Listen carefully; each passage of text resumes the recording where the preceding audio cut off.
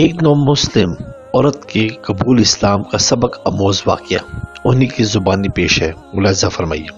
میں 1949 میں آسٹریلیا میں پیدا ہوئی۔ میرے والدین دہریے تھے اور اعلانیہ خدا کا انکار کرتے تھے۔ اس سے میری پرورش ایسے ماحول میں ہوئی۔ میری ایک چھوٹی بہن تھی۔ والدین کی پوری کوشش تھی کہ ہم دونوں بہنیں کسی مذہب کے بکھیڑے میں پڑے بغیر زندگی گزارتی رہیں، لیکن اس کے برعکس ہوا یوں کہ میں ابھی سیکنڈری اسکول کی طلبہ تھی کہ مذہب میں میری دلچسپی بڑھنے لگی اور خدا کے تصور کے بغیر میں ایک الجھن اور بے اطمینان محسوس کرنے لگی، اور میرے دل سے یہ صدا بلند ہونے لگی، کوئی ایسی اعلیٰ و برتر ہستی ضرور ہونی چاہیے جو انسانی معیارات سے ماورا منفرد و یکتا ہو، جو ہماری حفاظت کرے اور ہمیں قوت فراہم کرے۔ لیکن حالات اور ماحول کے پیش نظر میرے دل کی یہ آواز دب کر رہ جاتی۔ تاہم جب بھی میں گرد و پیش کا جائزہ لیتی، مجھے اپنے والدین کے علاوہ اس معاشرے کا ہر شخص اداسی اور تنہائی کی دھن میں لپٹا ہوا نظر آتا۔ سچی مسرت شاہدی کئی نظر آتی تھی۔ 14 سال کی عمر میں نے ایک ادارے میں ٹائپسٹ کی حیثیت سے ملازمت اختیار کر لی اور فارغ اوقات میں ایک کمرشل ووکیشنل اسکول میں داخلہ بھی لیا۔ عمر کے اس حصے میں بھی سب لوگوں کی طرح آرام و راحت اور تفریح کو مقصد حیات سمجھتی تھی اور انہیں مشاغل میں مبتلا ہو گئی جو ہمارے معاشرے کا امتیاز تھا۔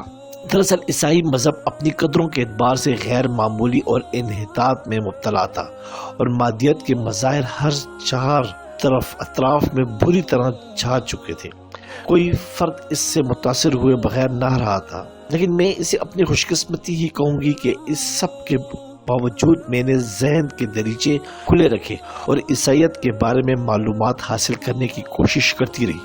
لیکن افسوس کہ یہ مذہب میرے شعور وجدان کو مطمئن کرنے میں قطعی ناکام رہا، چونکہ میں نے دہریت و انکار کے ماحول میں پرورش پائی تھی، اس لیے میں ٹھوس اور عقلی ثبوت چاہتی تھی۔ مجھے پادریوں اور دیگر مذہبی رہنماؤں کی غیر مستند اور من گھڑت روایات مطمئن نہیں کر رہی تھی۔ 1967 میں میری عمر 18 سال تھی جب مشرق وسطی میں جنگ چھڑ گئی، اور یہی وقت تھا کہ سب سے بڑا موضوع بن گیا۔ قدرتی طور پر میرا ذہن بھی اس سے متاثر ہوا اور بے اختیاری جی چاہا کہ عربوں کی تہذیب اور کلچر کے بارے میں معلومات حاصل کی جائے اور دیکھا جائے کہ ان کے مسائل کیا ہیں، یہودیوں سے ان کے اختلافات کی بنیاد کیا ہے، اور ان کے طرز حیات کی کیا خوبیاں اور کیا خامیاں ہیں۔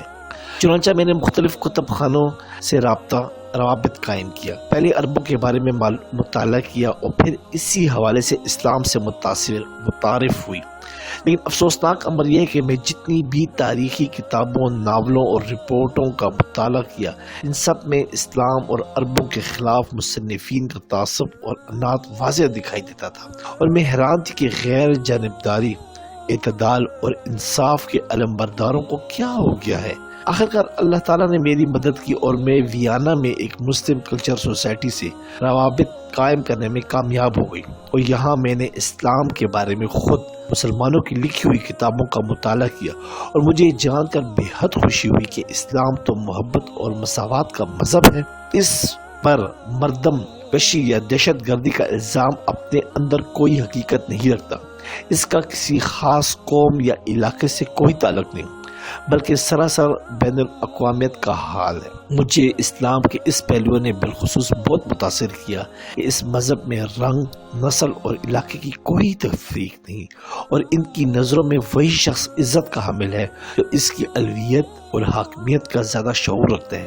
حقیقت یہ کہ اسلام اخوت اور باہمی رواداری، محبت، اپنائیت اور اثار و اخلاص کی جن اعلیٰ قدروں کا امین ہے، عیسائی معاشروں میں وہ ناپید ہے۔ یہاں تو ایک ہی مذہب کے پیروکار گورے اور کالے ایک ہی گرجے میں مل کر عبادت بھی نہیں کر سکتے، بلکہ ایک ہی رنگ اور نسل کے امیر عیسائی اور غریب عیسائی ایک ہی گرجے کے الگ الگ درجوں میں عبادت کرتے ہیں۔ اس طرح اور بھی کئی بہترین سی خوبیاں تھی جس سے متاثر ہو کر بالآخر میں نے 20 سال کی عمر میں 1969 میں اس وقت اسلام قبول کر لیا جب وسیع اور ٹھوس مطالعے کے بعد مجھے اطمینان ہو گیا کہ اب میں ایک بامقصد اور مفید زندگی گزار سکتی ہوں، اور یہ کہ اسلام بیک وقت انسان کو روحانی طور پر بھی آسودگی بخشتا ہے اور حسین امتیاز کے ساتھ اس کے مادی مسائل میں بھی صحت مندانہ رہنمائی عطا کرتا ہے۔ تہذیبی سطح پر اسلام انسانی ذہن کی تخلیقی صلاحیتوں کو پروان چڑھاتا ہے اور اپنے پیروکاروں میں انصاف اور صداقت کی بنیاد پر اخلاص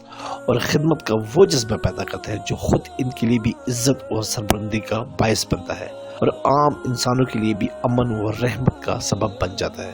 میں اس حقیقت کا برملا اعتراف کرنا چاہتی ہوں کہ اسلام نے میری زندگی کو یکسر بدل کر رکھ دیا۔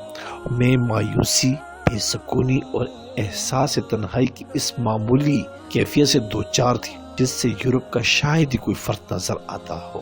اسلام نے مجھے اس صورتحال سے نجات دلا دی اور اسلام کے حصار میں آ کر میں پہلی بار سچی مسرت اور لازوال سکون سے آشنا ہوئی۔ یوں لگا جیسے صدیوں کی پیاسی روح ٹھنڈے میٹھے چشمے میں پہنچ گئی۔ اس احساس نے مجھے اسلام کا شیدائی بنا دیا اور میں اسلام کے بارے میں زیادہ سے زیادہ معلومات حاصل کرنے کی کوشش کرنے لگی۔ اور یہ بھی خالص اللہ کی عنایت ہے کہ میری شادی افغانستان کے ایک طالب علم سے ہوئی جو ویانا میں زیر تعلیم تھا۔ میرے خاوند نے تعلیم مکمل کر لی تو ہم افغانستان آ گئے۔ اس وقت میرا ایک بیٹا اور ایک بیٹی، اور الحمدللہ اس وقت سے لے کر آج تک میں مسلمان کے حیثیت سے شرح صدر اور کامل اطمینان کے ساتھ اسلامی اصولوں پر کاربند ہوں اور مطمئن ہوں۔ تاہم میں یہ ضرور عرض کرنا چاہوں گی کہ ہم جہاں کہیں بھی ہوں، مسلم اکثریتی کے ملکوں میں مقیم ہوں یا غیر مسلموں کے درمیان زندگی گزار رہے ہوں، ہمیں مسلمان کی حیثیت سے اپنے اعمال و کردار کا تنقیدی جائزہ لیتے رہنا چاہیے اور اپنی کمزوریوں اور کوتاہیوں کا محاسبہ کر کے انہیں دور کرنے کی کوشش کرنی چاہیے۔ اس حوالے سے میرا تجزیہ یہ ہے کہ عام مسلم معاشروں میں خواہ وہ یورپین فکر و تہذیب سے متاثر بھی ہوں، اسلام کا ایک محض رسمی اور سرسری سا تصور کار فرما نظر آتا ہے۔ صاف محسوس ہوتا ہے کہ انہوں نے اسلام کو شعوری طور پر سمجھا ہے، اس پر عمل کرنے میں وہ سنجیدہ ہے اور جو کچھ ہے وہ زبانی جمع خرچ ہے۔ اسلام ان کی قلب و ذہن میں گہرائی تک نہیں اترا۔ آخر میں حاصل یہ ہے کہ اس واقعے میں نو مسلم خاتون کے آخری جملے یاد رکھے جانے اور غور کرنے کے قابل ہیں۔ چنانچہ ہر مسلمان کو چاہیے کہ اپنے ایمان کو ایسا مضبوط بنائے کہ غیر مسلم اس کی زندگی کو دیکھ کر اسلام کی طرف مائل ہوں۔ دعا ہے کہ اللہ تعالی ہم سب کو اس واقعے سے سبق حاصل کرنے کی توفیق عطا فرمائے، آمین۔ سبسکرائب کرے، لائک کرے اور بیل آئیکن پہ کلک کریں تاکہ آپ کو اس طرح ہی پیاری اچھی اسلامی ویڈیو ملتی رہے۔